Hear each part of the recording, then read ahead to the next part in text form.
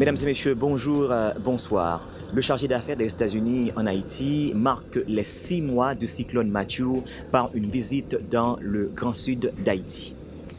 En vue de commémorer le 6e mois ayant suivi le cyclone Matthew, le chargé d'affaires des États-Unis en Haïti, M. Brian Choukan, s'est rendu dans le sud d'Haïti pour visiter les activités d'intervention et de redressement de l'Agence américaine pour le développement international, USAID, dans la région.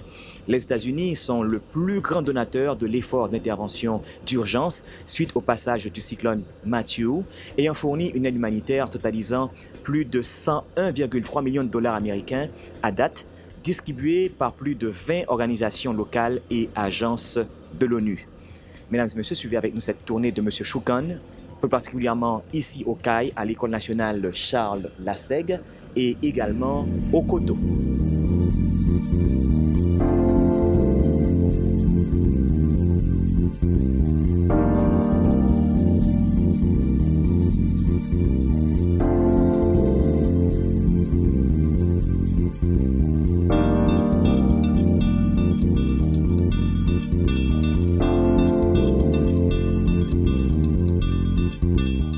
Une fois arrivé au CAI, le chargé d'affaires Brian Choukan a visité l'école Charles Lassègue, sise dans le quartier de Simon, à Boudet, une localité de la ville des Cayes, laquelle a bénéficié d'une aide d'urgence.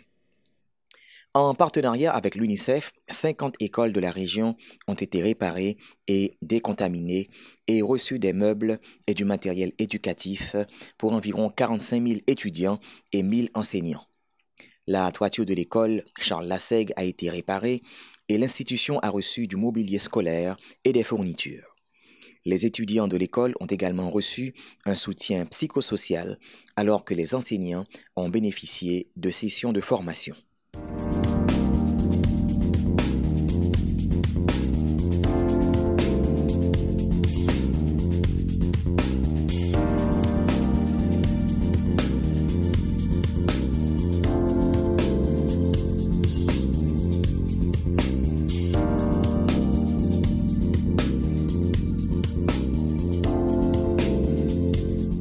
Le chargé d'affaires, M. Brian Choukan, s'est rendu ensuite dans la commune des Coteaux. Dans ce village, il a visité le projet Build Back Safer, une initiative de l'USAID implémentée par Catholic Relief Services, CRS. Et le programme permet aux communautés de réparer leurs maisons endommagées en utilisant des techniques de construction améliorées avec l'accompagnement de techniciens et de charpentiers certifiés et agréés en construction. Build Back Safer opère également dans d'autres zones avec d'autres partenaires, notamment MEDER, JPRHO et Acted, et devrait assister environ 6 000 ménages à travers la région du Sud. Le chargé d'affaires Brian Choukan a donc été en mesure de constater comment l'assistance technique et les matériaux de construction durables et de haute qualité aident les communautés à mieux reconstruire. Sur le chemin du retour, il a profité pour s'arrêter à Roche-à-Bateau pour visiter la source de la localité où des travaux de nettoyage étaient entrepris à l'initiative du CRS.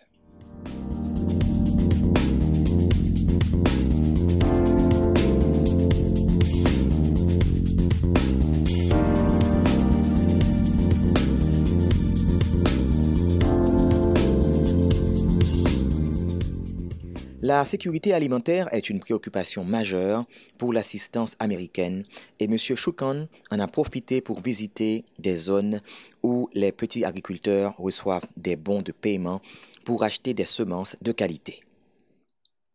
Le soutien de l'USAID vise à répondre aux besoins alimentaires immédiats ainsi qu'à la reprise de l'agriculture à moyen terme.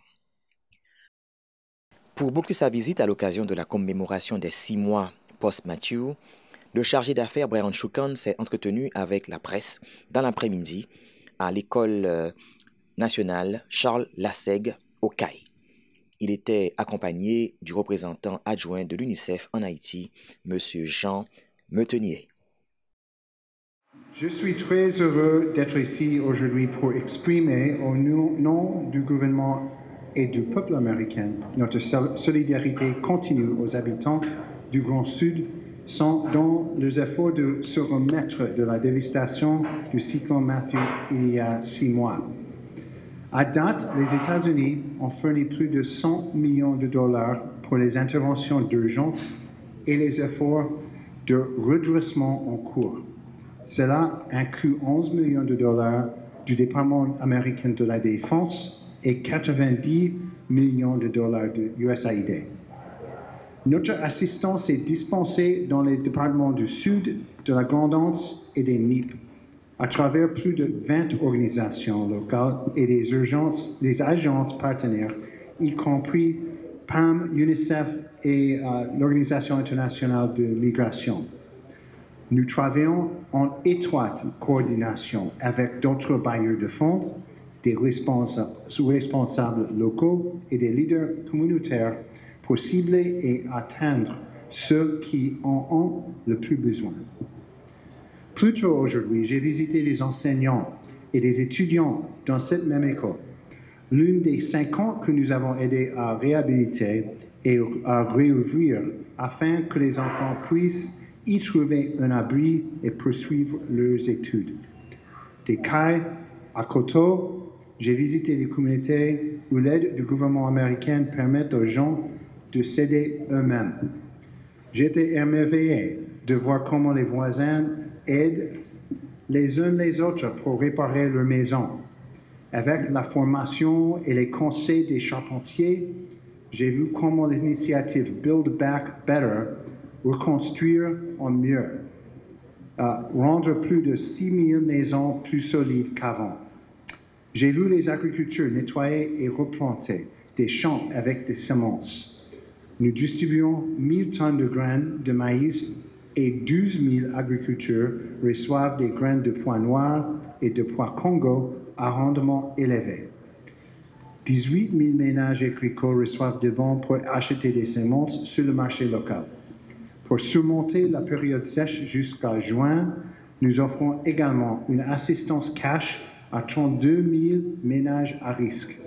Nous avons également fourni de l'argent aux lieux de commodité à plus de 100 000 familles pour leur permettre de répondre à leurs besoins de base et aider à redynamiser les marchés locaux. Je suis fier que l'assistance américaine permette aux gens de recevoir des soins médicaux dans 14 centres de santé et cliniques mobiles. L'assistance américaine soutient également la réhabilitation de 50 réseaux de distribution de l'eau, canalisation et puits communaux qui augmenteront l'accès à l'eau potable. Nous avons des conseillers techniques qui coopèrent avec les autorités locales et centrales pour préparer et renforcer la réponse aux événements climatiques futurs.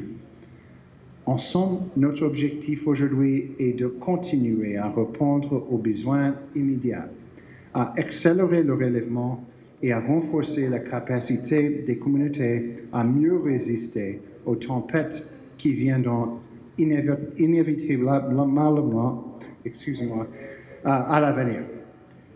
Nous étions là pendant le cyclone et nous continuerons à travailler avec vous, non seulement pour le relèvement, mais aussi pour renforcer la résilience de ces départements, afin de réduire les risques futurs pour votre vie et vos moyens de subsistance. Nous partageons vos aspirations à un progrès et à une paix durable.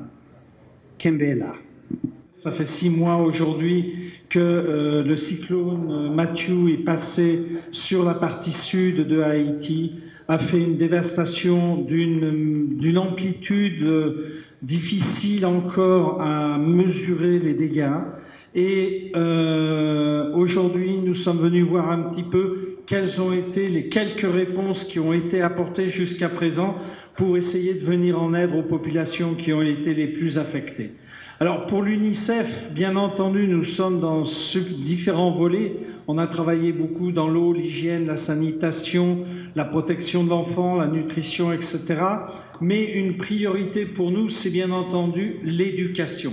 Et l'éducation, comme vous le savez, de nombreuses écoles ont été partiellement, voire totalement détruites au moment du passage du cyclone.